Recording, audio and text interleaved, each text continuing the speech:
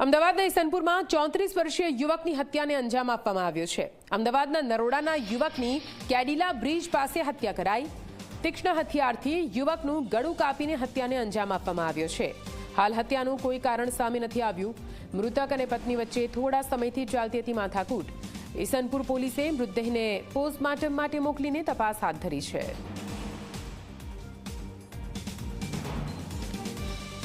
તો આપને જણાવી દઈએ, નરોડાનો આ યુવક હતો જેનું તીક્ષ્ણ હથિયારથી ગળું કાપીને હત્યા કરી દેવામાં આવી છે। કેડિલા બ્રિજ પાસેની આ ઘટના। વધુ માહિતી સાથે સંવાદદાતા ઉદય જોડાઈ ગયા છે। ઉદય, નરોડાના યુવકની બેરહેમીપૂર્વક હત્યા કરાઈ છે। કોણ હતું આ યુવક, કેમ તેની હત્યા કરવામાં આવી, પોલીસ તપાસ કઈ કઈ દિશામાં? વાત કરવામાં આવે તો આખો મોડી રાતનો બનાવ છે અને ઈસનપુર પોલીસ સ્ટેશન વિસ્તારમાં એક વર્દી મળી હતી કે કેડિલા બ્રિજ એક મૃતદેહ પડેલો છે।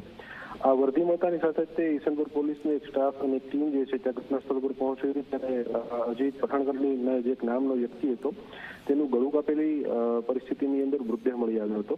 ત્યારે પ્રાથમિક દ્રષ્ટિએ પોલીસનું જણાવવું છે કે આ સમગ્ર મામલે હત્યા થયેલી છે અને જે હત્યા થઈ છે એના પાછળનું કારણ શોધવા માટેથી અત્યારે અલગ અલગ બાબતો સામે લાગી ચૂકી છે।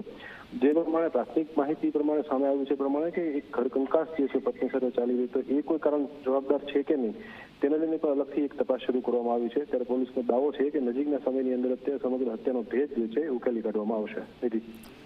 બિલકુલ, આભાર પૂરી માહિતી માટે।